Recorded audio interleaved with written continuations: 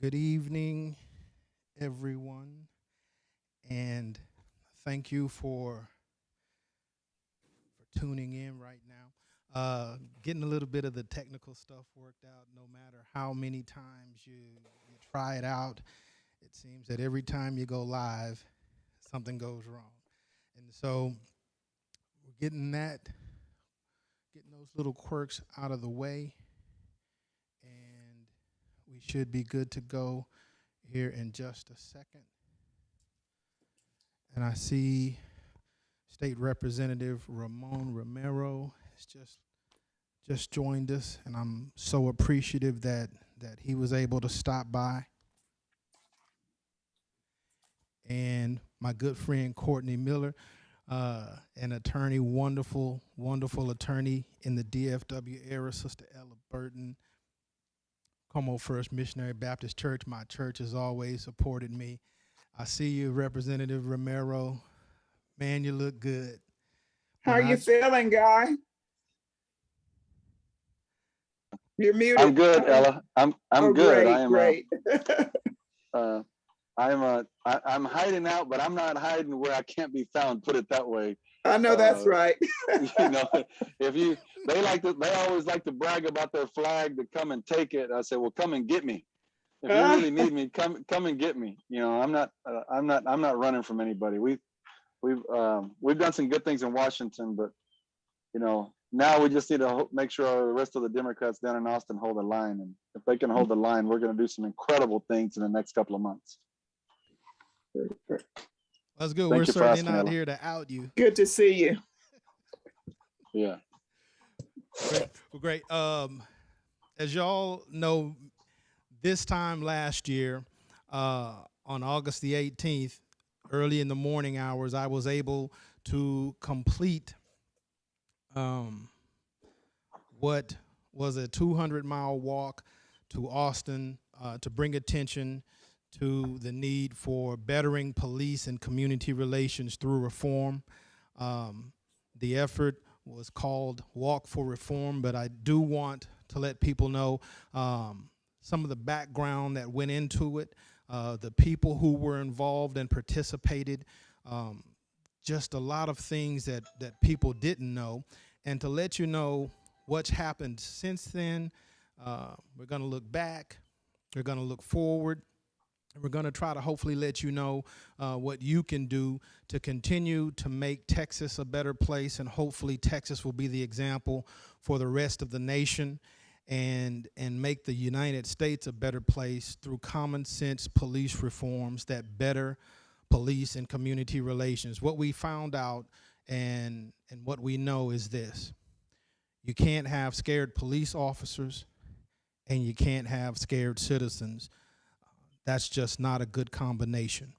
We have to have a relationship wherein the police officers respect and trust the communities in which they serve, and the communities respect and trust the police officers who do sacrifice oftentimes their lives to protect the communities in which they serve.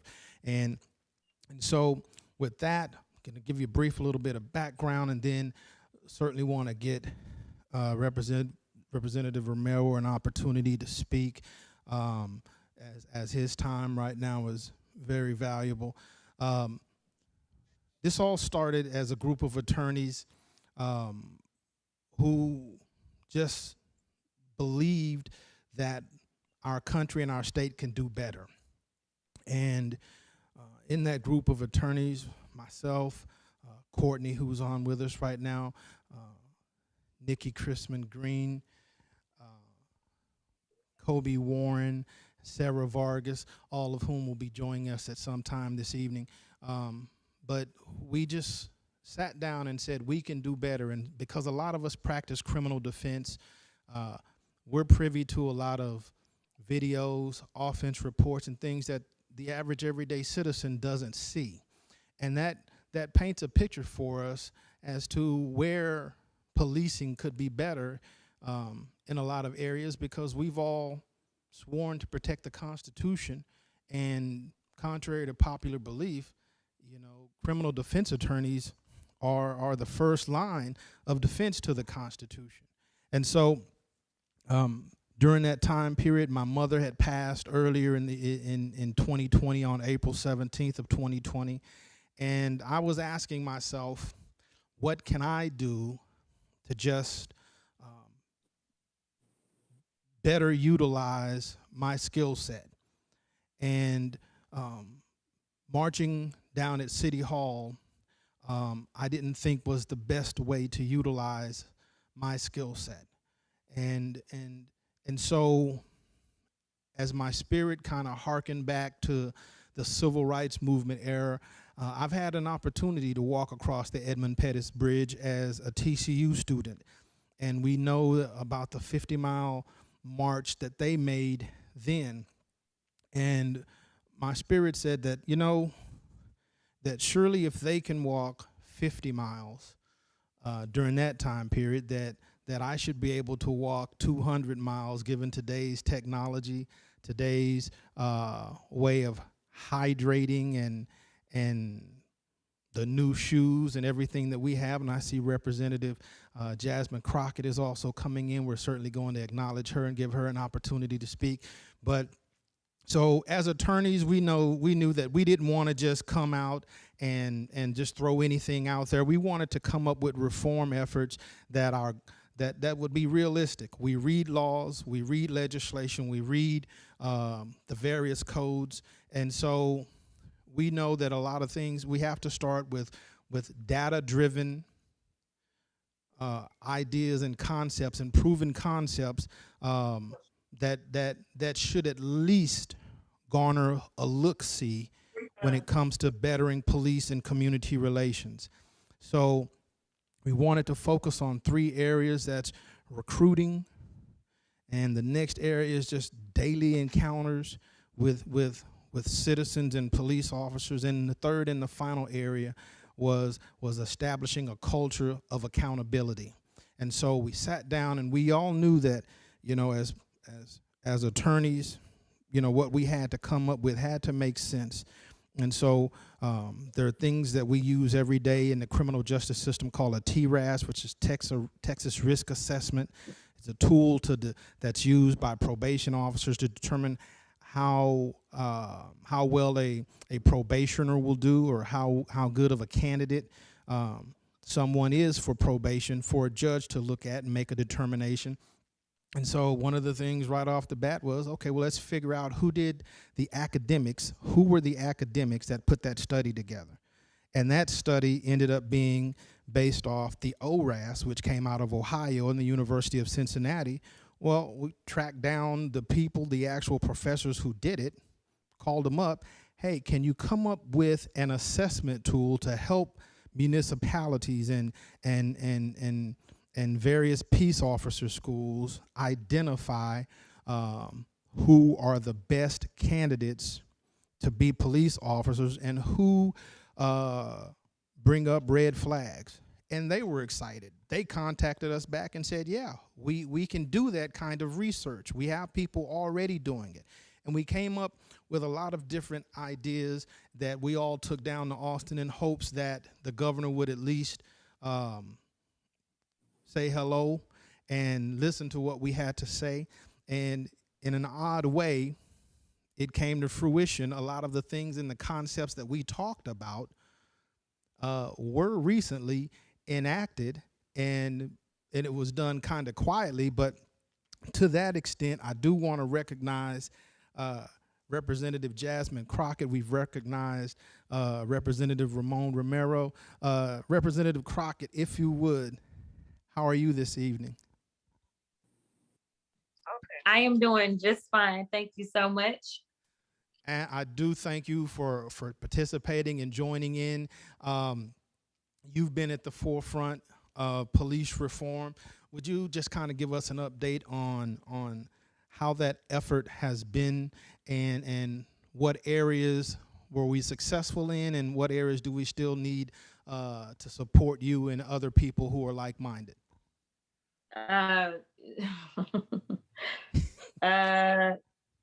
You know, Ramon is probably better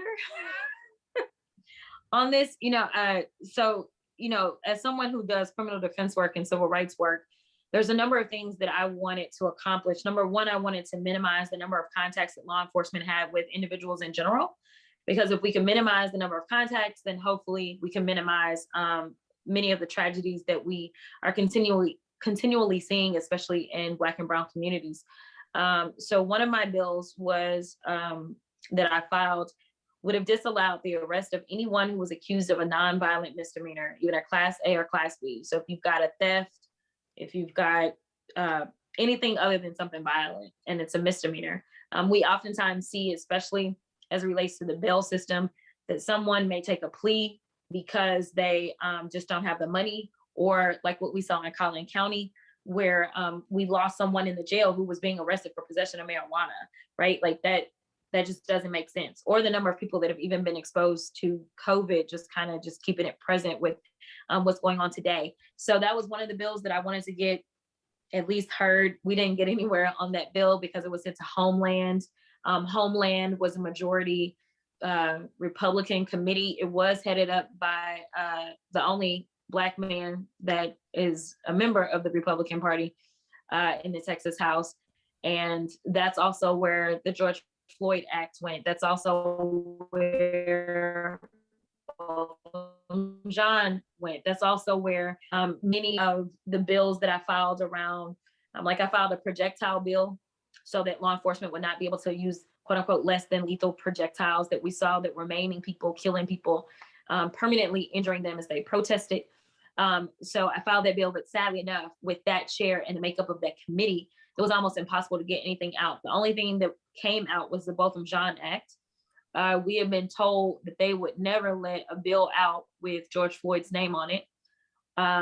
They would never let it pass because George Floyd was not a good person. That was their attitude. Forget the policies, even though that George Floyd Act obviously dealt with things like qualified immunity. What they did is they broke out different parts of George Floyd, though, to try to get them passed. So there's a bill that got passed so the Republicans could say that they did something. It's nothing, as far as I'm concerned. It banned chokeholds. The reason I say it's nothing is because there's no department that we could find in the state of Texas that hasn't already banned chokeholds, right? So it's like, we don't do this, we'll make it law, right? So I mean, I guess if you're in a circumstance where somebody does actually use it, it may give you a little bit more leverage that it's now officially against the law, but it's not something that was in practice. I did get some movement on no-knock warrants because I found that in the Republican platform, that was something that they actually have in the Republican platform, is to limit the usage of no-knock warrants. So I was using their platform to kind of help a policy that really does typically target minorities, as well as those that are kind of in financial straits. You don't usually see them using no-knock warrants going into the rich neighborhoods. And so I did a lot to work this bill. I had a great layout. I had family members of those that have been killed here in the state of Texas so that they could hear from them. I had civil rights lawyers. We did a number of press conferences. I was able to get Gun Owners of America, which is like the opposite of like liberals, basically. I got them on board as allies, so many other allies. And once leadership realized that there was a bill that was gonna pass, they then tried to usurp me. And they basically tried to give my bill to somebody else. Ultimately, that bill failed, and I'm happy about it, not from a personal standpoint, but because what they decided to do is they decided they were going to water the bill down. Mm-hmm. Initially, it started off with me saying, hey, no knock warrants at all. Then it developed into, I'll give a tiny exception. I looked at what the federal law is. I looked at some other states. I tightened it up and really limited it. And ultimately, they decided that they basically wanted to just have a new no-knock rule that says you can't have a no-knock unless like the chief of police or their designee signs off. And I was like, so do y'all think rookies execute these by themselves? That's not how that works. So, I mean, it was just kind of like a play on it. That's all we got this session, really. So that bill got killed when we walked out on the voting bill the first time. I was happy about it because it was watered down to be nothing. Botham Jean did pass. Not really happy about it. Kind of feel like we didn't really live up to Botham's legacy, because in Botham Jean, the only thing that was really left was about body cams. And if you remember, Amber Geiger, after she killed Botham, she was instructed to turn her cameras off by her superiors as they were trying to talk to her and find out what happened. And so this law disallows that. But the part about it that mattered, at least for that portion of the bill, was the fact that there was some sort of penalty for doing so. There's no penalty. They were like, the only way we do this is if there's no penalty. So it's kind of like, don't do this. And that's it. That's kind of it. So those are really the only two things that passed, which was chokeholds and Botham Jean, don't turn your camera off. But if you do, we ain't gonna do nothing about it. Well, I want to, because that's interesting, and I'm going to give Representative Romero, if you can go ahead and unmute, that one, the first thing you said is basically decrease police and community interactions. That is a common theme even on the conservative side.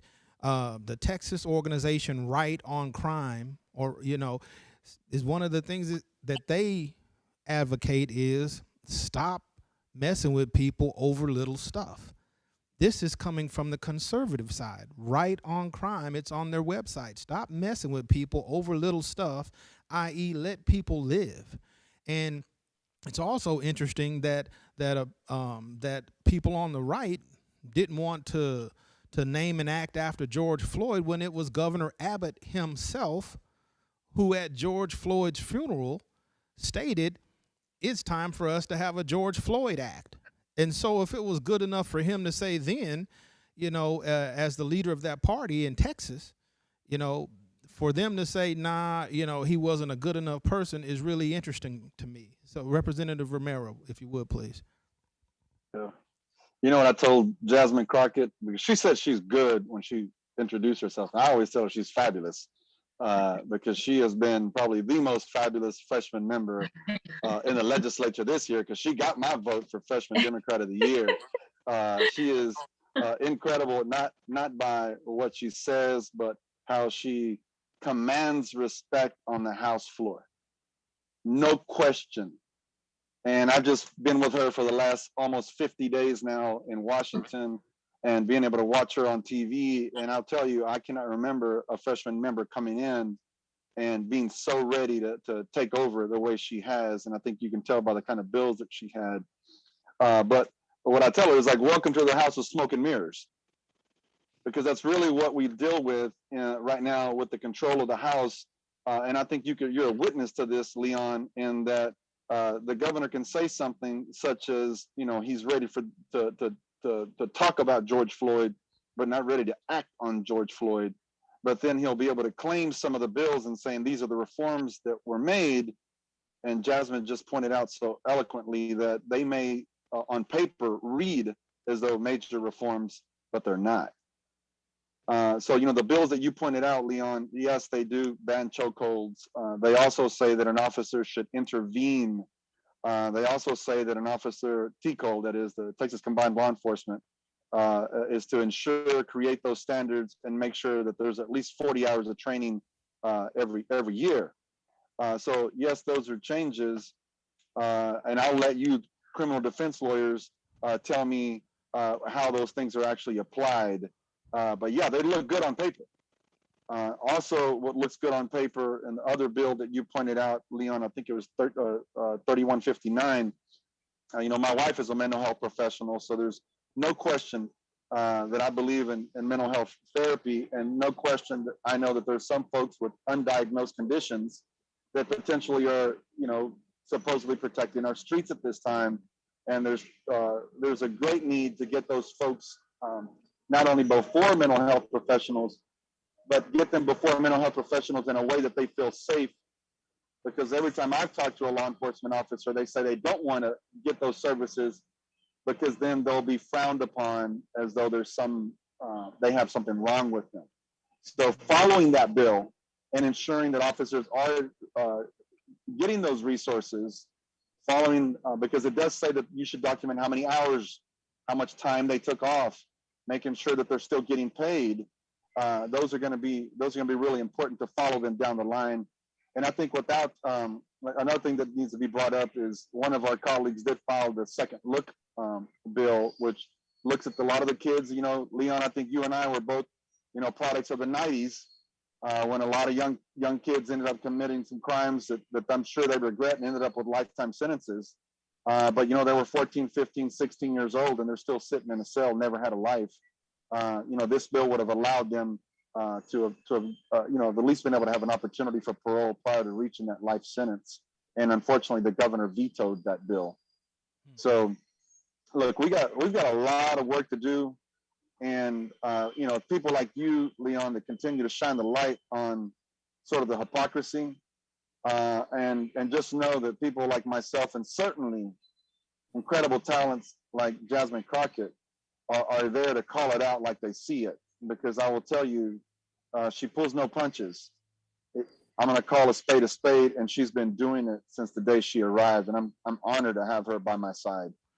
Well, let me bring everybody a little bit up to speed. In mid-July, the governor did sign, and quietly, some new police reform provisions. One of them was Senate Bill 1359, which gave peace officers the opportunity to basically take a mental health break without the ability to lose pay. Now, interestingly, that was something that we were discussing and had discussed in our Walk for Reform meetings before going down there. Being a police officer is a stressful job. As many of you know, I work with the Tarrant County Veterans Treatment Court.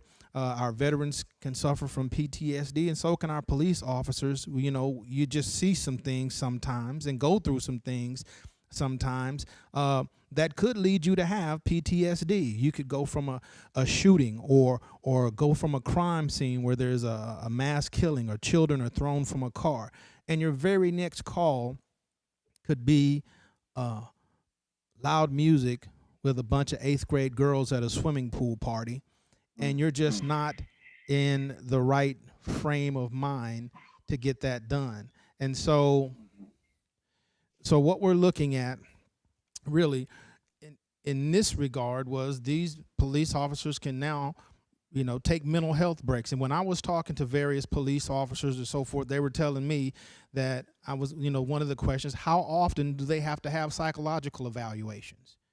You know, and the answer was basically, we don't. Okay, well, what do you do when, you know, an officer gets too stressed out? Well, he can go and talk to a buddy. Does that buddy have to have any type of certifications or anything? No. What if the buddy thinks, you know, dude shouldn't be on patrol right now? Well, can the buddy escalate and talk to a supervisor? No. Wait a minute. The best he can do is talk to a buddy, and the buddy's not allowed to elevate it or anything? No. And so our suggestion was in that regard is like, look, whenever you have a certain level of encounter, whether it's a shooting or a horrible crime scene or something, you should have mandatory psychological evaluations. If it's mandatory, there's no stigma attached to it. You know, go see a mental health professional, because the citizens deserve someone in their best frame of mind on the streets patrolling our neighborhoods and communities. We don't need people suffering from PTSD. We don't need officers who are overly stressed out. And to not have any type of mechanism in place where they're automatically subject to psychological evaluations is a shame, really, and it's really dangerous. But that's something that's absolutely needed. And that brings me to another Senate bill that was passed, which was one of the things that we talked about as well, was having one standard, and that would be the Texas standard. As you travel across the country, every department, every sheriff, every police department, you know, they have all of these different standards that that they go by. They have their own departmental rules. Well, if you want to join the Marine Corps, you're going to go to one of two places. You're going to either go to Parris Island or you're going to go to San Diego. You want to join the Navy, you're going to go to Great Lakes. You want to join the Air Force, you're going to go to Lackland Air Force Base. Everybody gets trained on the one same standard. So when you pick up a soldier from California, you drop him off on the other side of the country, he already knows the one standard, because there are only 5 places where you can go and get trained as an Army officer or a soldier. But in Texas, according to TCOL, there were 111 different places where you could train to become a peace officer. So at least in one of the Senate bills that was recently signed, that they took some type of step, and I think that was Senate 3712, House Bill 3712 maybe, where at least they took steps to trying to unify the standard and the peace officer courses. But I still think 111 places inside of the state of Texas alone are too many. Find out who's doing it best. If it's DPS, make 4 regional academies, you know, so that everybody has the same standard, the same training. I can literally leave my house in Fort Worth and drive to DFW Airport and be subject to, let's count, Fort Worth Police Department, Hearst, Euless, Bedford, the airport police, that's 5. Tarrant County Sheriff is 6. I may go through 2 or 3 constable districts, that's 7, 8 different policies and procedures just on the way to the airport, and the citizens don't know, you know, how can you treat me here or there when there's still just one Constitution? Representative, I see you have your hand up.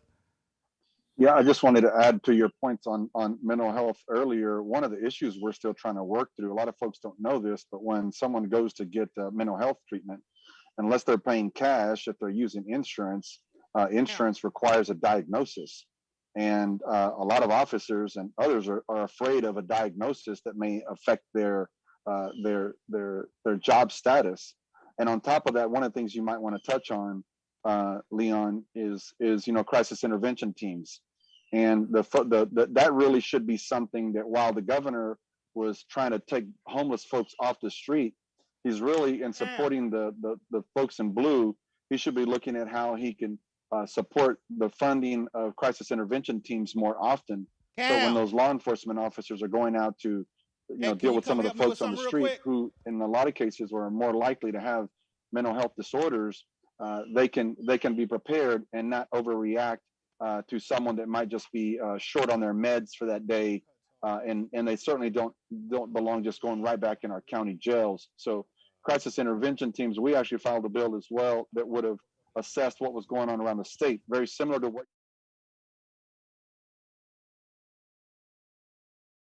So just wanted to touch on crisis intervention teams and understanding why a lot of those officers, because I, just like you, I know how many officers are committing suicide as well. And in Fort Worth, they're not allowed to put it in the paper. They will not talk about an officer suicide in Fort Worth and in many newspapers, but it happens way more often. So I just want to applaud you, Leon, for being at the front of that issue on mental health, and that for sure, because it's something that's very near and dear to our family. So I just wanted to add that in there. I was gonna touch on it just a little bit as well. There was a bill that I didn't ultimately file because I saw where these bills were going, sadly enough. But my bill, the concept is a little different, but pretty much the same as what you described, Leon, because normally there is an eval that's done when law enforcement initially, like before they actually become police officers, there's an eval that's done. But I wanted to do a random kind of mental health check instead of doing it's got to be a traumatic situation, because one of the things that Representative Romero just brought up was the suicides. And so sometimes it doesn't necessarily have to be that it was just a specific, really kind of like big event.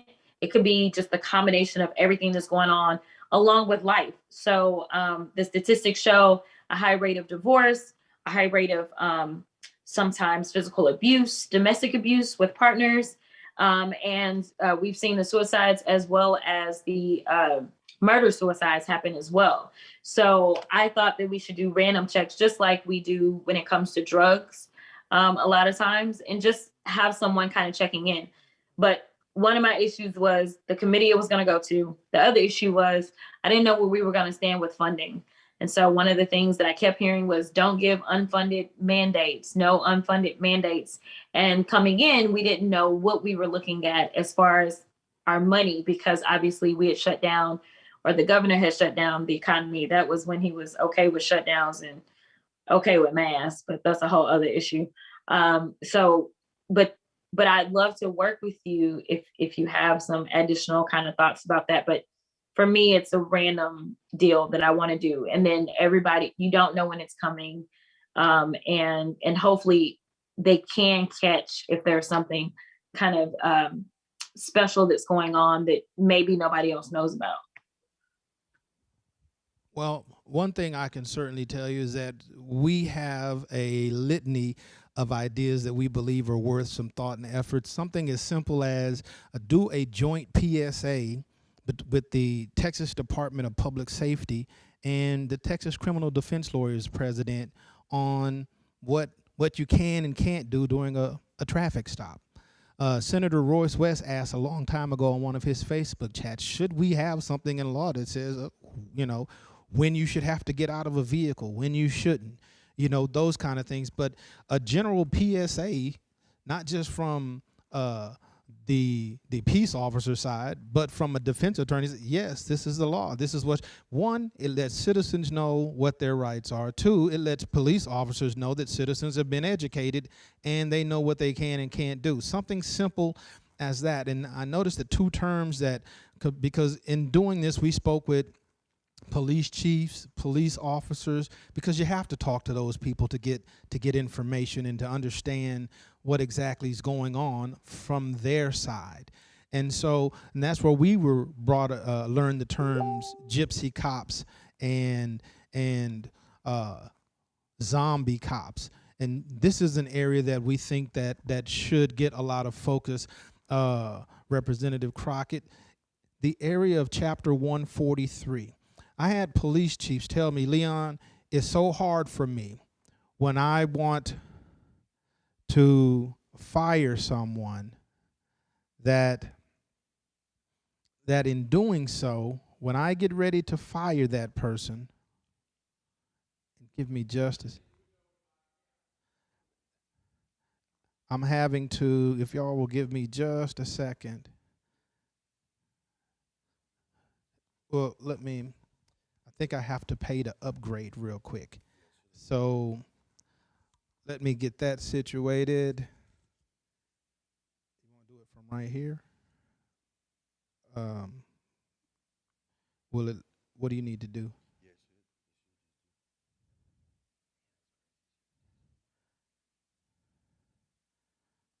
I'm sorry, y'all. I hope we're still going. But again, we had a quick technical glitch. Give me just a second. It's asking us to upgrade in the middle of where we are.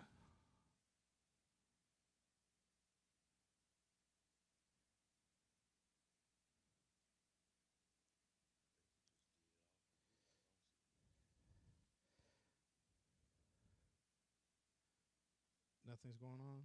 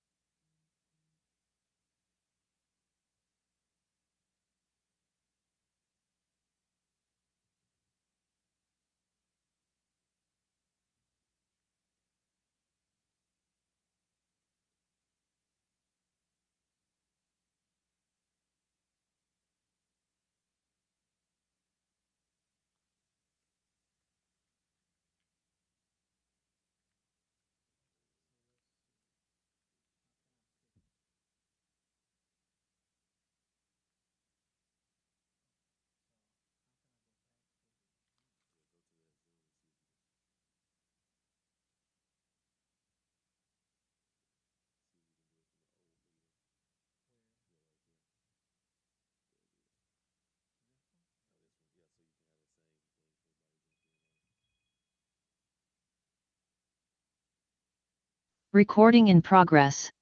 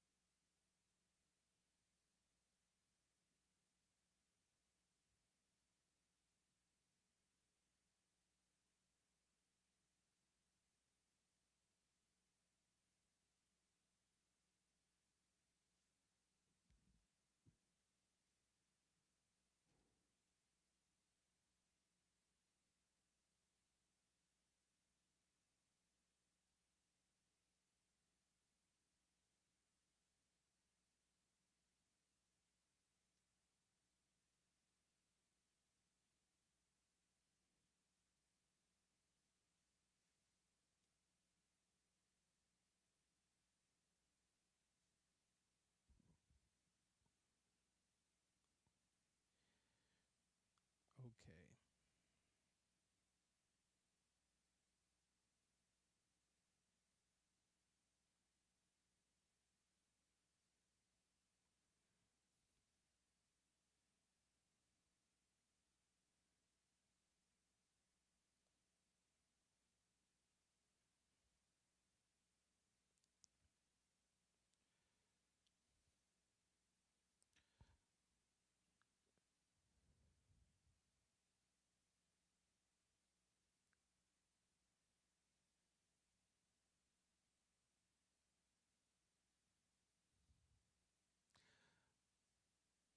Hi, Sister Dina.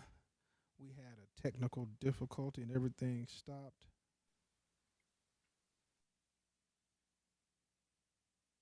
But we're back up and we're waiting for people to come back in. So give us just a moment and we'll pick right back up.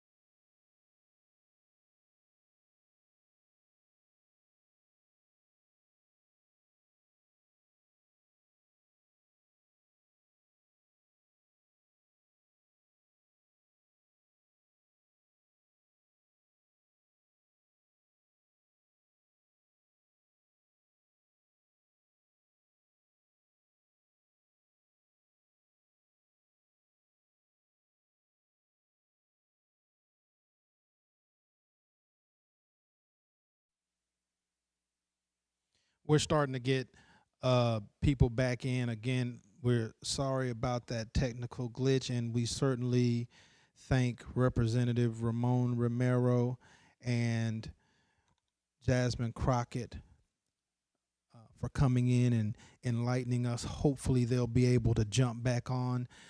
We have right now Andy, who ended up, Andy was the videographer who provided a lot of the footage that the television news stations were actually buying, and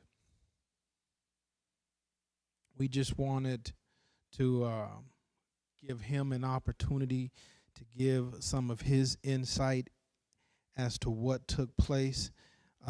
We do have some more people trying to get back in, and I certainly don't want Andy to miss his audience.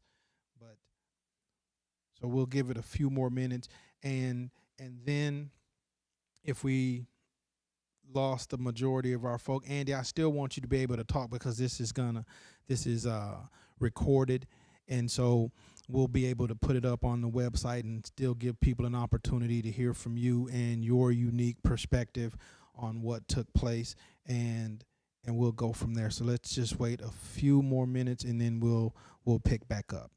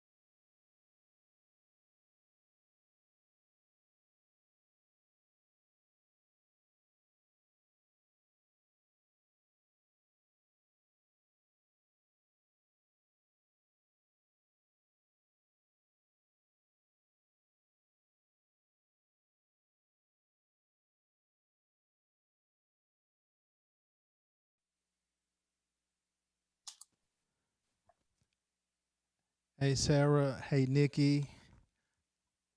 How are y'all? I am Hi, so, good evening. hey, I am so sick right now. We had a real good conversation going on with two state representatives, and we had a technical glitch and our stuff dropped, and but we are recording, and we do have people saying that they're waiting to get let in, and so hopefully more people will start to come back in. But we are recording, and then as I was saying, I don't know, Nikki, if you and I know Sarah knows that my man Andy runs a videography company, a filming company, and he was gracious enough to basically document the whole endeavor, basically from my living room down to the steps of Austin. Since we are recording, Oh, go ahead. I said that's amazing. I can't wait to see that.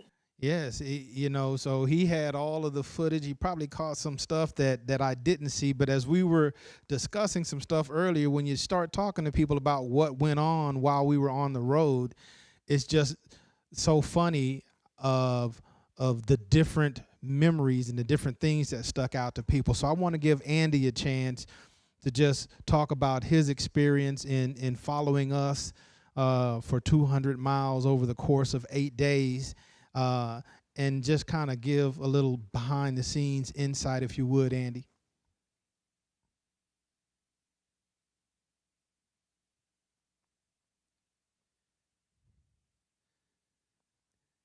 I see Andy.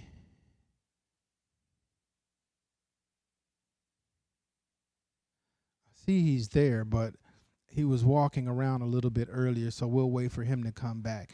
But Nikki, would you like to give a little bit of your insight? I want to introduce everybody to Nikki Christman Green. She was one of the people who was a part of the think tank behind the different proposals that we would put before the governor and a lot of the logistics. She's a practicing attorney in the state of Texas, also licensed, and she was the kind of person who can basically mellow everything out. I can get kind of high strung and like, here we go, yeah, I'm on it, but Nikki is kind of like, okay, well, let's first get this situated. But Nikki, I want to give you an opportunity to give your perspective on how things went and where we could go. All right. Thank you for the, can you hear me? Yes. Okay. Thank you so much for that kind introduction, Leon. And I just want to say this. I am so grateful and just humbled that you even allowed us the opportunity to assist you, because when you came to us with this project, you already had your mind made up. Like you were doing it. Nobody could change your mind. And you were like, I'm doing it on this date. So I'm just grateful that we had an opportunity to assist you in such an impactful way, so that the message resonated. And what I will say is this, is that when I saw the people out at the city council building, when you were getting ready to start off your walk and you saw the crowd of people that were following just that night, I know that I was tired and my legs hurt. I can't walk like you can. And I will say that there were, definitely can't do it. I wasn't even gonna lie and say I could. But just seeing the enthusiasm and just a hunger in people to want to do something different was so, it was life-changing. And it made me think about all of the different things that everyone can contribute to this whole movement. And I say it's a movement because we have to progress, like we have to move forward. And so seeing and walking, what a symbolization of that, because walking, you're always walking forward. You don't walk backwards, right? And so every step that you took was a movement forward towards progression. And I look at that as symbolic of where we are going right now. And I just am grateful that you didn't give up. Even now, a year later, you made a lot of change. You changed the thoughts of those that you met along the way, some of the officers that you met along the way. I remember when the African-American lawyer section was talking about what you were doing, people were excited at the Capitol to meet you, even though the governor, showed less than an enthusiastic approach. It doesn't matter, because the impact of your walk, the process that was put in place, and even the publicity, those that needed to see that, needed to believe in something, had that opportunity, because you did what you said you were going to do. Regardless of what happened, you did what you said you were going to do. And so I think as we look to the future as to what we can do, I think everybody needs to look into what their God-given gifts are, their abilities. And if we all can pull those abilities together, kind of like how you assembled a crew to help you, I think it helps, because I'm not a walker, but there are different things that I can do. I'm not an artist. I'm not a videographer. You had Andy, you had Sarah, who is great with logistics and resources and having things come out. You had a team that you consulted with to get advice. You had your supporters that met you along the way. I think that we all need to look at how can we help and figure that out and do that moving forward. Like, there's no need for anybody to sit on the sidelines, is what I'm basically saying. There is room for everybody. And I think if we want to see change, everybody needs to dig in where they're at and look at the skills or the abilities that they have, the resources that they have, and tap into that and really use it for the good and the betterment of people. It doesn't matter what kind of attention you get. It doesn't matter whether I'm shown in the front line or the back. I think a lot of times we want things to be highlighted, but we don't understand the impact that it has for even those that see it. Because sometimes things are just meant to be a symbol of hope, right? Sometimes things are just meant to be a symbol of change. Many will say, well, what has happened since then? Well, a lot has happened since then. Conversations have been started, right? You have seen, even in the legislative session, and maybe I was just oblivious, but I've never seen the legislature having to work as hard as they worked this past session. Like, people were working. and they're still working, right? They're stopping things, they're looking at it. And it doesn't matter whether you're a Republican or a Democrat, independent, libertarian, it's a lot of legislation moving right now. And so it is time to get busy. And so I think the Walk for Reform is a great way to show people that you can take the skills that you have, you can take the talent that you have, you can take the resources that you have and use those for the betterment and partner with others to do what needs to be done. So I think if we're going to move forward, the progression, your walk, that's a progressive movement, right? We have to keep walking. And even if we're not physically walking with our feet, we need to be physically walking with our mind, physically walking with our skill, physically walking with our hands, and all pitching in to make sure that we are affecting change. And if we don't see it, we don't stop.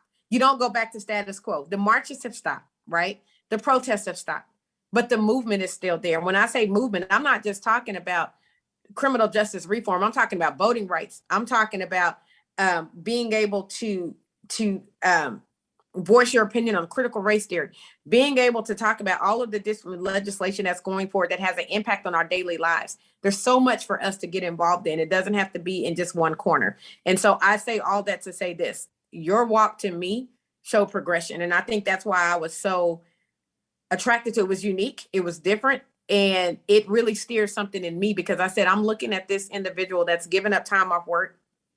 You weren't getting paid billable hours for walking, right? I remember seeing your feet at one point when we had met up with you when you were outside of where was that? Outside of Cleburne.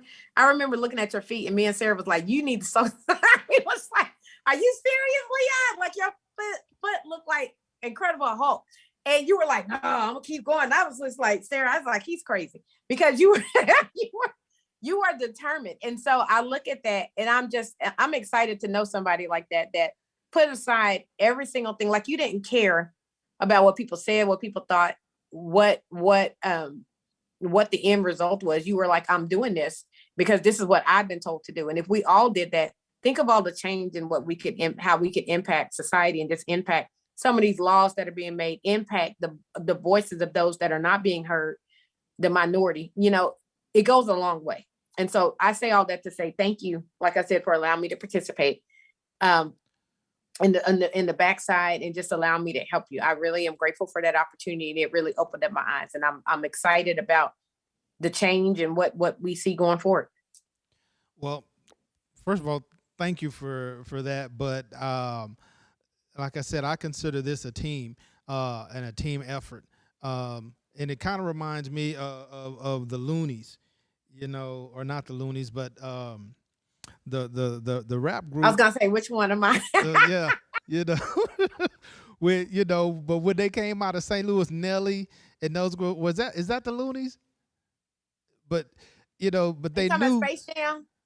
No, Okay. the rapper Nelly and all of those, all of those guys, Murphy Lee, and they all came out of St. Louis, but they said, look, we need the front man. We need, Nelly, you go out front right now, but then everybody else is going, we coming with you kind of thing, And so even though I was the person who did the physical act, I absolutely consider what we're doing a group effort.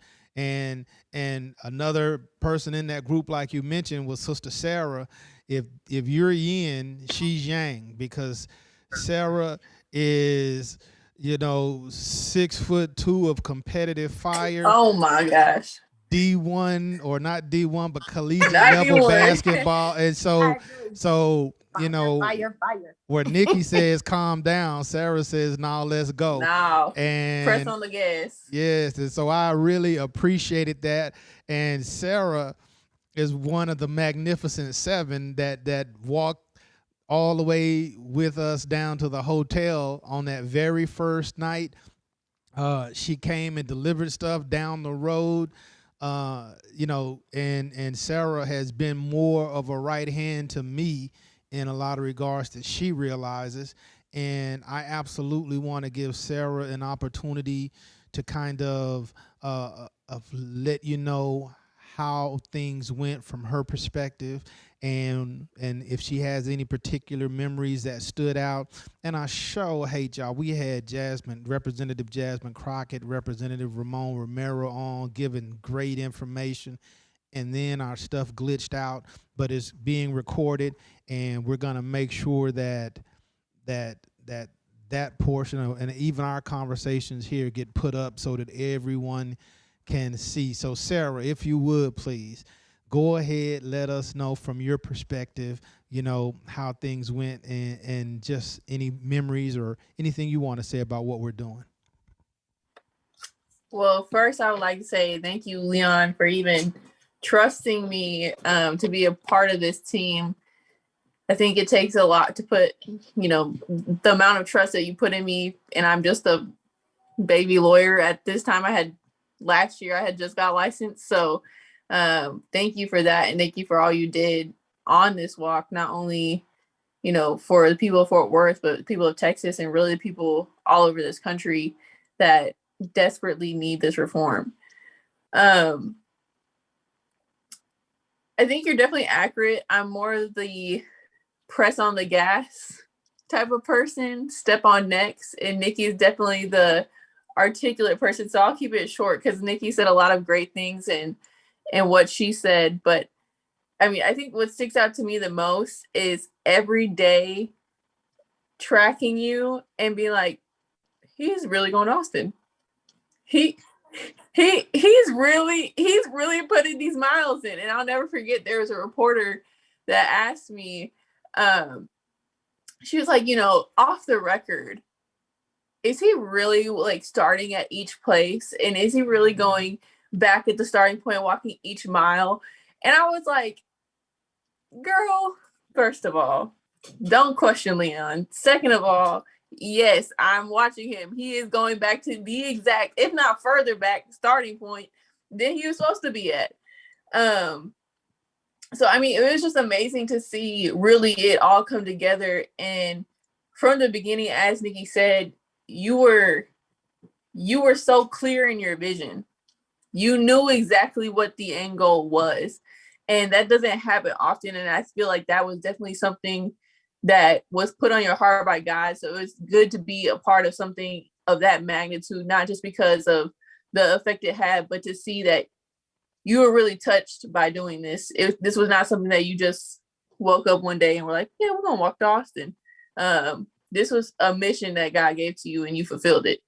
So, I mean, like I said, I'll keep it short. It's been a pleasure to be a part of this. I feel like I'm actually impacting something by being a part of this. And, you know, I'm just excited to see what we can do moving forward. I feel like if we, as Nikki said, put all of our collective strengths together and we're able to pull this out, I mean, who knows what we could do next. So I can't believe it's been a year already. It's crazy, but I'm really excited for the future. Well, Sarah, you know, it's funny because, you know, from the first night after we left the Tatiana Jefferson mural, and we had the small group of people that kind of walked the rest of the way on that very first night. And even on that night, you were like out front in beast mode. And I was like, man, I hope she don't walk with us the whole way. That was so funny because I kept looking back like, they better come on because I'm ready to get there. Yeah, and you know, it was like I was like, well, I'm trying to pace myself, but oh my goodness, but that was hilarious. But I do want to publicly thank you for your efforts. I know we still have, you know, USB and thumb drives that we gotta at some point. We're gonna get them down to Austin. I see Andy's still logged in, and Andy again was the videographer who basically he and his brother trekked all 8 days with us and did all the video shoots, and a lot of the footage people saw on the news and so forth came from them. I see he's still here, and so Andy, if you're there, just kind of let me know. But I also see my good friend and brother from another mother, you know, Daniels. He's out on the west in Florida right now. Daniels, he and I were in the Marine Corps together, and we were so close in the Marine Corps that if one of us got in trouble, they automatically sent for the other one. So it didn't even matter if you were around.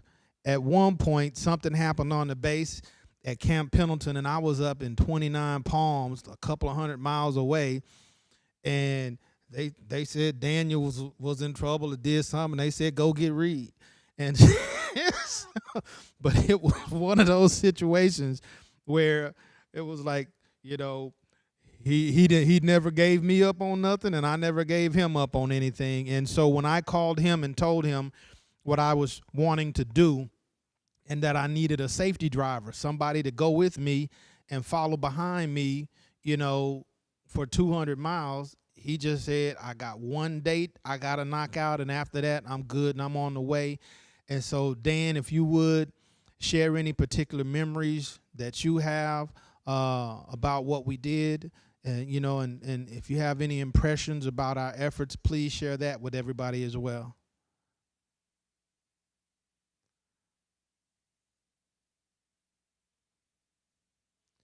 You want me to unmute you?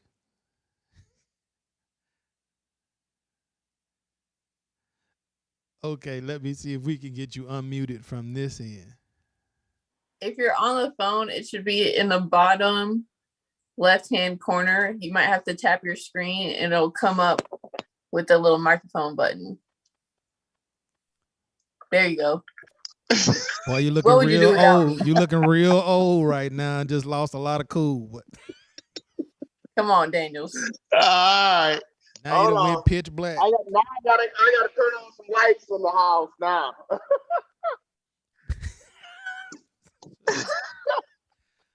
Lord.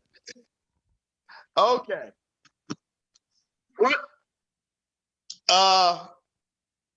What is the question?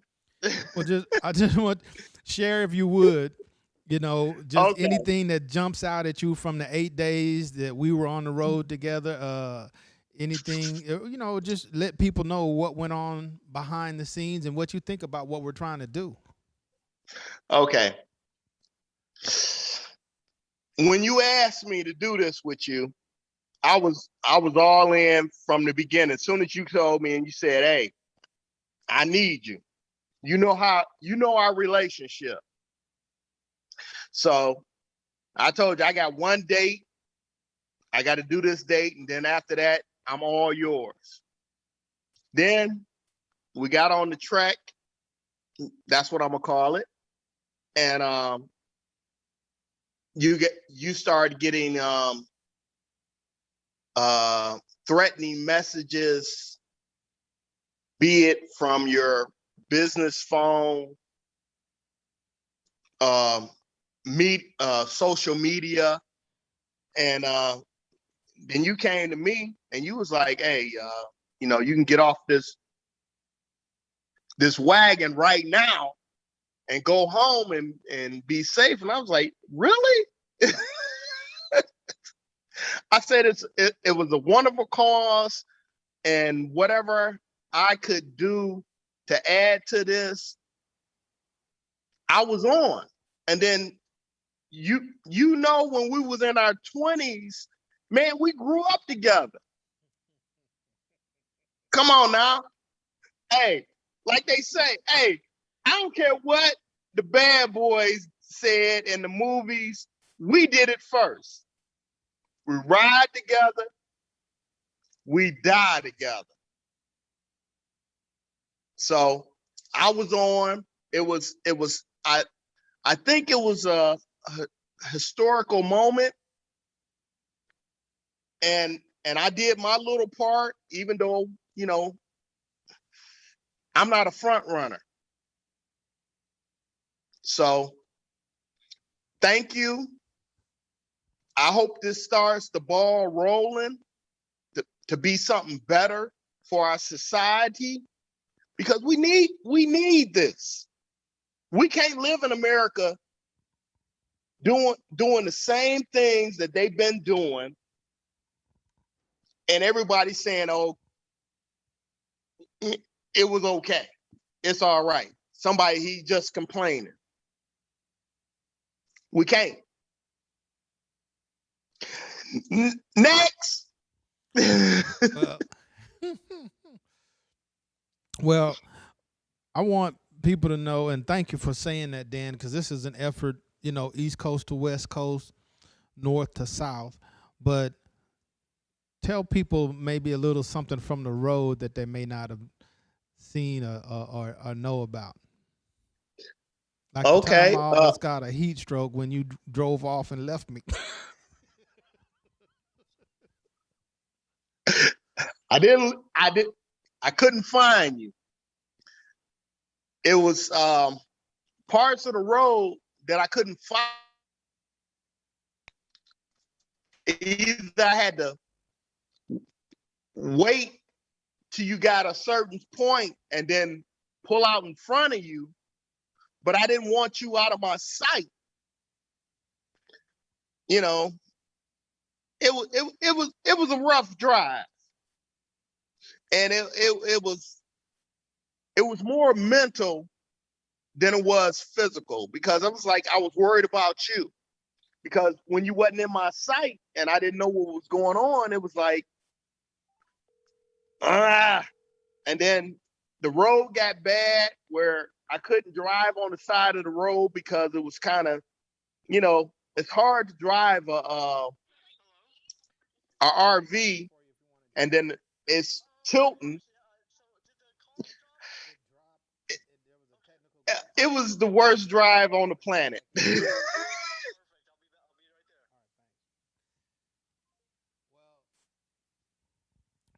Yeah.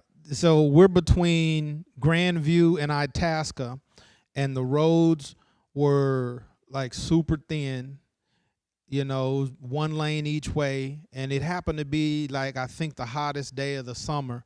And so there was no place to pull over the little small RV that we rented.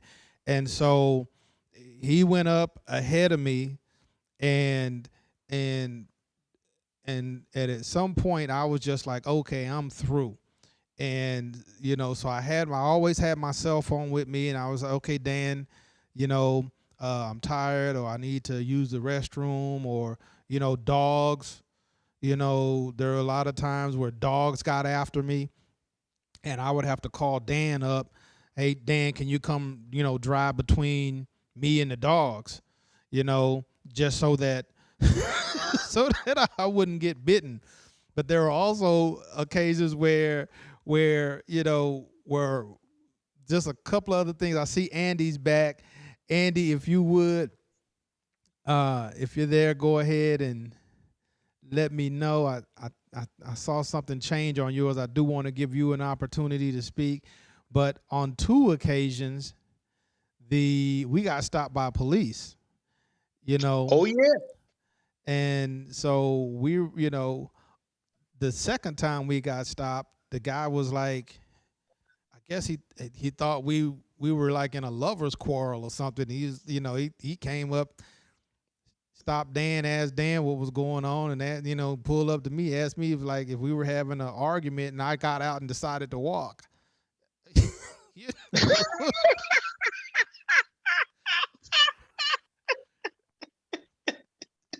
You know, and so I'm sitting there like, no, we're not a couple. No, I didn't get out and get mad and decide to take off walking. You know, walking. that was one of the funny moments that we had on the road. But I see Andy. Andy responded, "Okay, Andy, if you would go ahead, unmute if you like." So and I want to bring you in again. Andy is the videographer. I just got off the phone with him, and he shot me a message saying that he's here. So hopefully he'll be able to unmute and get it. Andy, as soon as you unmute or activate your video, that'd be just fine. But there was also an occasion. There was a time period where out on the road, I would. Okay, so you can't unmute without the host. That's Andy. Let's get him situated.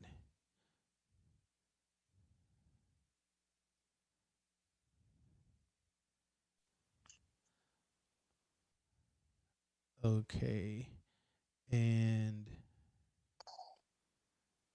I think Andy. think we're gonna be good to go. There's a little thingy on here that says ask to unmute, and I want to take that off.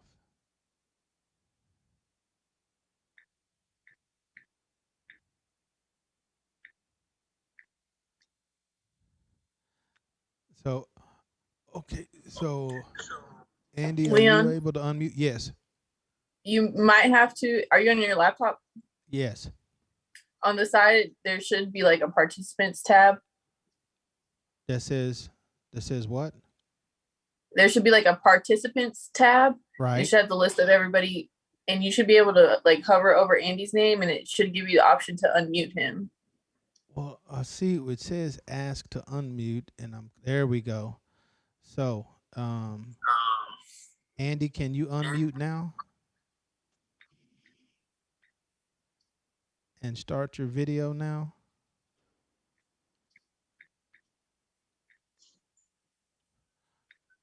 I got He said somebody. not yet.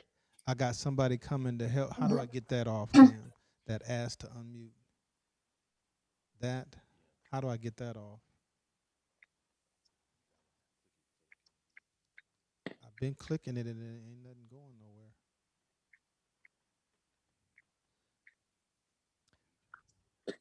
Yeah, I'm trying to let him speak. Remove him. I tell you what, Andy, do me a favor. Jump out and jump back in. That may be the easiest way for now. I'm showing my age. Oh my goodness. You know, I got Cam from the church up here helping me. Y'all bless, bless both of us. And so as soon as Andy jumps back in, I want Andy and his brother met me in my living room the day before, set up shop in my living room. It looked like a television studio, and he and his brother, again, for 8 days, over 200 miles, just basically followed us. They put it in. They put it in. Every time we stopped, I looked up. There's a camera in my face. We're trying to sleep. Dan and I, we were during the middle of the day when it was at its hottest. We would try to find a place where we could go park the RV in the shade, and a lot of times we couldn't. We would look for a tree to park under. We slept one night in a Hillsboro parking lot, and just kind of hope nobody tried to unlock the door or peep in or anything like that. And Andy just logged back in. There we go. Andy, holla at your boy, man. Andy, come on in, man. It's good to see you. What I have to say, it's so good to see your faces. It's so good to see you, especially also. We were all road warriors together. Yeah. Yeah. That you and Leon were carrying the bulk of that. No, Leon was. Leon was, absolutely. Yeah. I mean, yeah, 1,000 pardons. I'm sorry if there's a lot of noise pollution on my end. I'm actually out in New York right now for work purposes. But I mean, I'm very honored to be able to talk about the person who didn't sleep from the city that never sleeps. Yeah. I mean, I think as a storyteller, I mean, we filmed and documented the entire journey, and I mean, it's not really my place to talk on the messaging, but just to more so be an observer and relay that as accurately as possible, I'd say. And one of the big takeaways for me is strength of person, strength of compassion, and strength of I guess purpose. It was one of those things where Leon was absolutely driven. He was one of those people that do exactly what they warn you against. They say, don't burn the candle at both ends. Leon and Daryl, they were burning the candle at both ends. he would wake up. I mean, he would wake up. I don't know if you got any sleep during that entire week, but trying to keep up with you was very difficult. He really like pushed himself like bone dry. I mean, I could share some stories that we experienced along the way. There was a moment where we were following behind Daryl and Leon. Leon was on foot, and oh my gosh, like we're going behind and we see Leon double over. And we're like, oh my gosh, like what's going on here? So we run up with our cameras. I'm sure that's probably not what he wanted nor needed at that particular moment, but we went and stuck cameras in his face, and he was basically having a heat stroke. He needed to have like that moment where we got him to shade, and yeah, that's just how hard he was pushing it. There was another moment I remember that was also very indicative of the duality that we had going on with Daryl and Leon, where they would get to the hotel room, and during his like moments of respite, Leon asked Daryl to help cut open one of his blisters. And oh my gosh, Daryl had he had an excavator. Basically, he dug in there deep. He was looking for oil or something, but that blister, man, that thing was a week in the making. That thing went deep. It's really, really amazing. I also have to say that normal people can't do that. I don't think that's not a normal thing that Leon did. But I think he was also very driven by the people who came to support him.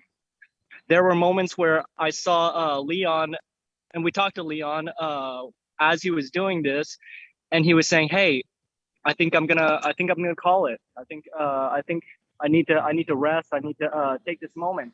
But then somebody else would show up. Somebody would show up to support him, to walk with him, and he would persevere. He would push on through his rest period, through his like rest moments. It was, and that to me is the strength of compassion. Strength of purpose is just what drove him to do this whole thing. And I'm sure I heard him speak on that earlier as well. Strength of compassion. I mean, like, yeah, that's straight. That's a lot. That was and my goodness, during this whole like road process, I mean, I couldn't help but feel incredibly bonded to both Daryl and Leon.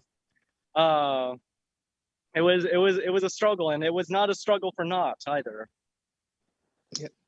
Well, it's interesting, you know. Again, everybody has, of course, their own perspective on stuff, and the things that you bring up.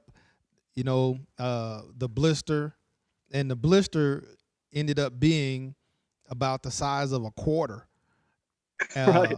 on my heel, and Daniels had a little pocket knife, and he started trying to cut into the blister, and there was nothing happening. Nothing was nothing was coming, and we thought nothing, you know, okay, did it just become a callus that quick? And he kept cutting deeper and deeper, and he cut literally probably, it was deeper than a quarter inch into my heel, and there was still nothing, and he just kind of just kept, and it was just, he almost went a half of an inch into that blister before the fluid finally started coming out. And that was a crazy experience, Andy. And I was telling folks about the time that we got pulled over by the police, Right. you know, which was interesting because we weren't actually breaking any laws. He just really wanted to know what we were doing. Yeah. I'm just walking, and I'm walking on the proper side of the road. But I want to say this So much real about microcosmic as well. Like we've experienced like all the things that you were kind of walking, and your purpose was manifested in that walk as well. You know, it was very much microcosmic of the larger whole as well. And also, if I could say one more thing about personal accountability, I have to say Leon accounted for every step along that path. He accounted for. That was one of his own like personal things. Maybe as a Marine, I don't know where that like strength of conviction comes from. You know, be it like from his background, church, mom, whatever. But like so many moments where I absolutely would have, to be honest, kind of wanted Leon to cheat. He would not. He would not. If he took a restful moment, he would make sure to go back to the exact point at which he stopped, and he would walk those miles. Well, Andy, that's, you know, it's real interesting because, you know, Sarah had brought up that people, or that a reporter, I think, you know, had asked her, like, is he really walking the whole way and so forth? And I had somebody ask me that. And that's when I figured out how to make my location known in Google Maps. And that's how you and your brother were able to track me as well, and different people. I was like, look, if you don't think I'm walking, find this blue dot. You know, pull me up on Google Maps, find this blue dot, and come out and join me. And that's where it's interesting that, you know, various people would come out and walk with me. And it was kind of like, you know, being in Forrest Gump, where people just started running with him. And that was, and, you know, and sometimes it would be, okay, I'm about to shut it down, I'm tired. Oh, look up, and there's somebody, you know, who come out to walk with me. Well, you can't tell them, you know, no. You know, at that point, you have to just, you know, find a little bit in reserve, and show appreciation that they took the time to drive, you know, to meet us somewhere and to walk. And, you know, and just that kind of thing. We had people, a lot of folk don't know this. We had just random people that would pull up in their car and say, hey, you know, these are my kids in the back. You know, this is the man who's walking. Hey, we thank you for what you're doing. My kids wanted to come by and see you. I wanted to come by and see you. We had people that would come by and just hold money out, you know, like, hey, use this for gas, you know, just random people. Hey, here's $100, or we'll fill up the RV at this gas station right here. You know, this is just their way of being a part. And it just let me know that this is something that people appreciate, and that people that we continue and that we need. And I sorely hate that we had the disruption earlier when we had Jasmine Crockett and Representative Ramon Romero, because what I want people to know is that this was a beginning, not an end. And those of us who were in the meetings on the front end know that when I got to Austin and the governor wasn't there, and the governor chose not to meet with me, when I rang up the governor's office one day and said, hey, I'm here, this is me, this is what I'm doing, and they said, okay, we'll let you meet with the general counsel and some aides. Well, I went and met with them. And because you don't want to say, you know, and be rude and say, no, I'm not meeting with you. You know, it's like, I'll meet with you, no problem. Understand, I would still like to hear from the governor, because I walked 200 miles, you know, to hear from him. I would have just called you, you know. But when I met with them, some of the very things that I spoke to them about, that we had talked about in our meetings, mental health breaks for police officers, one standard, you know, zombie cops, gypsy cops. We need things in place.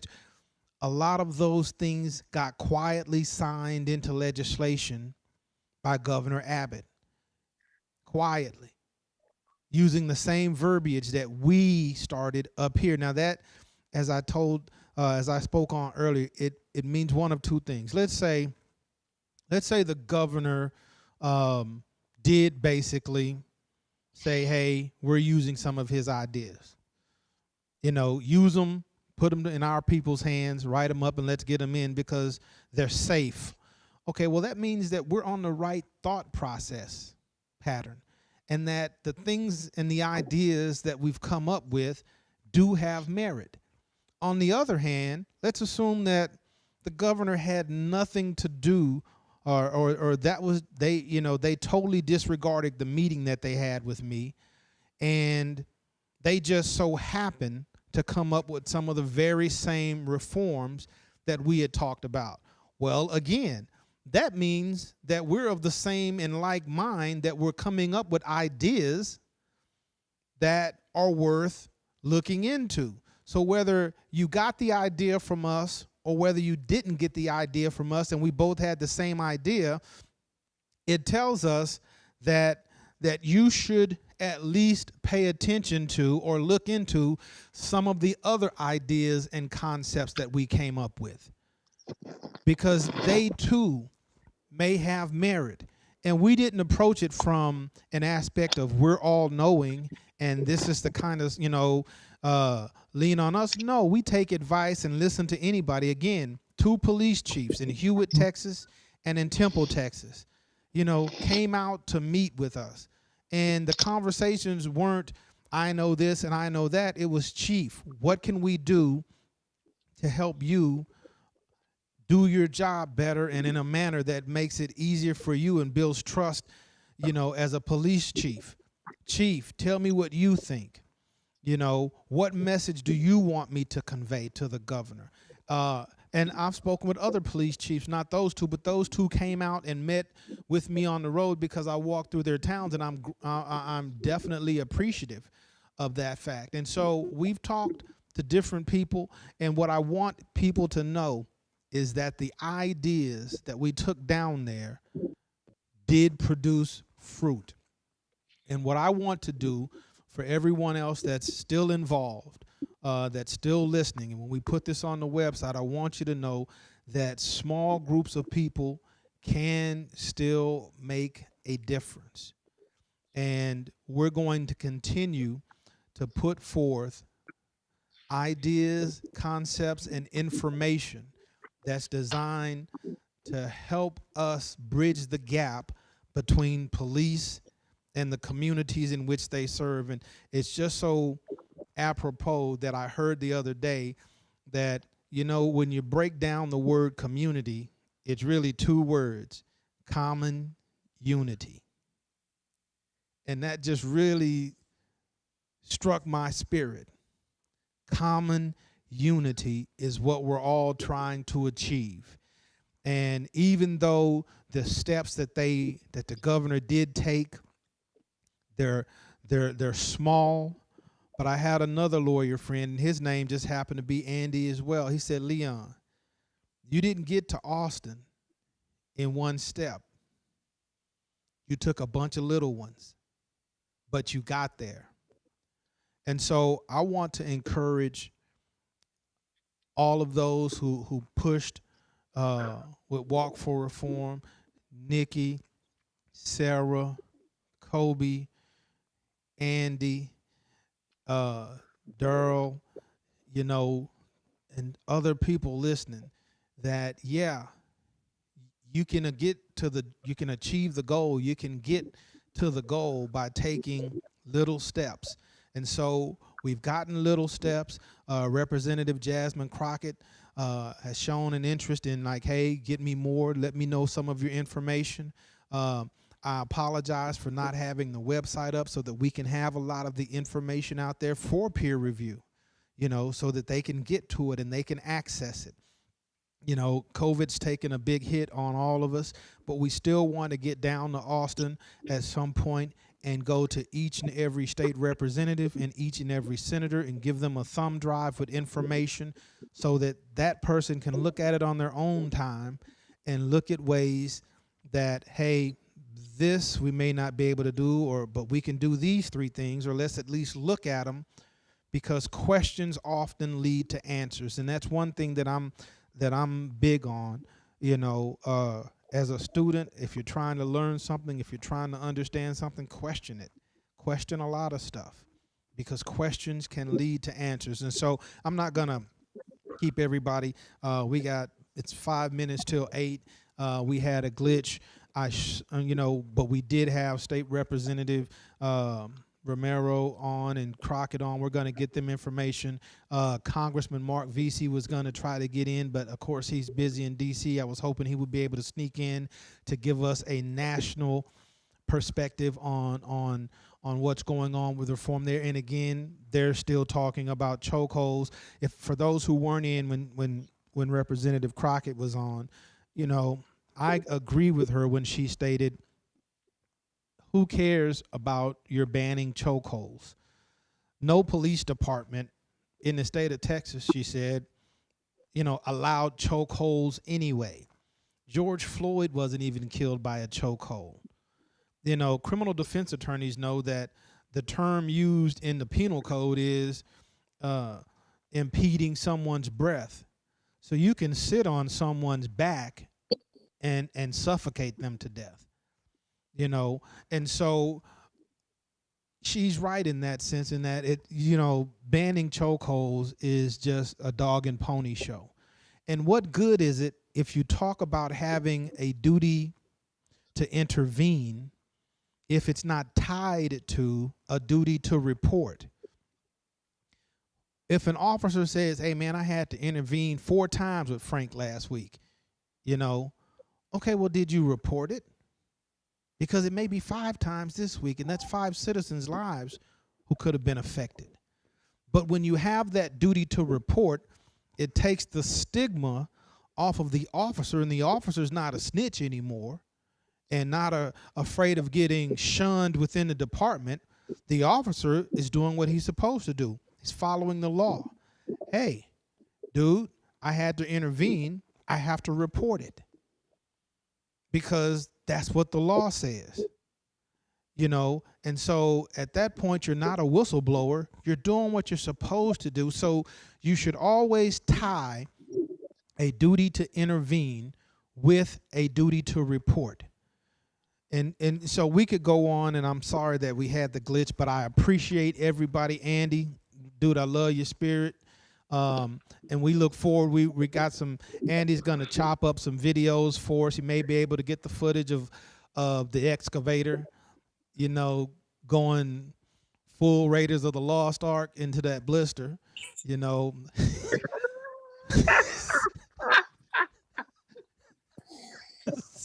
Sarah, Dan had everything but a whip and a brown fedora. You should have applied for a permit for all that digging. I'm telling you, I thought he was gonna pull a crystal skull out that blister. He was deep in that boy. But man, I just, Nikki, love you and I thank you.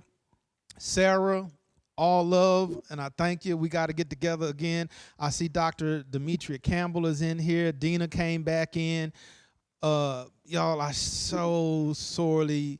I'm just hurt that we had our state reps on and an opportunity to get the word out, but I want to keep everybody motivated, stay in the fight. And what we're looking at doing, I'm going to start inviting police chiefs and other people on, hopefully at least on a monthly basis, to talk about things. What can we do, to help? What are some problem areas? Or if they don't want to come on live, to at least speak to them off camera and express their views, and from a protected standpoint. I talked to a police chief recently who said, instead of calling out this city or that city or whatnot, I don't mind talking to street and beat cops. That's where I learn information. And if y'all will remember, on the way to Austin, police departments were calling me. Police departments were wanting interviews. They were saying, look, when you get to Austin, let the governor know we have a program that's working. We had a police officer out of Cleburne said, look, there are 2 programs that are gaining a lot of attention. One is out of New Orleans, and I've forgotten the acronym for it, but it's police officers policing other police officers, and that spawned a secondary program from another city. Police officers know that there's a lot of good that can come from reform. Reform means to make something better. And so there are you know, there are cops out there trying to do the job to the best of their ability, and they need our help to stay vocal. They need our help to stay vigilant, and they need our assistance in getting reforms that are going to make it so that they're not afraid when they're in our neighborhoods, that they learn to respect us, that we learn from their respect of us, because respect is a two-way street, that we respect them, that they get to know us, that they get active and become more active in the communities in which they serve, so that we can all have the same goal of common unity. So thank you, Daryl. Thank you, Andy. I'll let you get back to New York. You know, if I was in New York, I don't know if I would have jumped on. You know, Nikki was hard at Sarah, solid as they come. Sarah had to bounce. You know, Sarah probably finna go get a workout in, you know, kickbox or something. But thank you all. We're gonna wrap this up. Thank you all for coming. And again, we're gonna work on getting the website up and chopping up this video, getting it up on the web. I appreciate you all. God bless you. Anybody got anything else they want to say before we go? Daryl? I'm just glad to be a part of this. I always wanted to do something, but I didn't know what to do. Thank you, Leon. We here. I'm gonna do what we got the ball rolling. Let's keep it rolling. Let's keep it rolling. Andy. The utmost respect to all, everybody here, to all those that care. Leon, Daryl, love you guys. Nikki. I think I've said enough, but I'm looking forward to what we are going to do in the future. Thank you. Bless you. Dr. Campbell, you want to holler real quick? Anything? Are you good? I'm just glad to be a part of it, Leon. I learned so much on this forum, so I'm just glad to be a part of it. Thank you. Thank you for tuning in. And Dina. Well, like I said before, just anything I can do to help, I'm here. So I appreciate this forum. Bless you.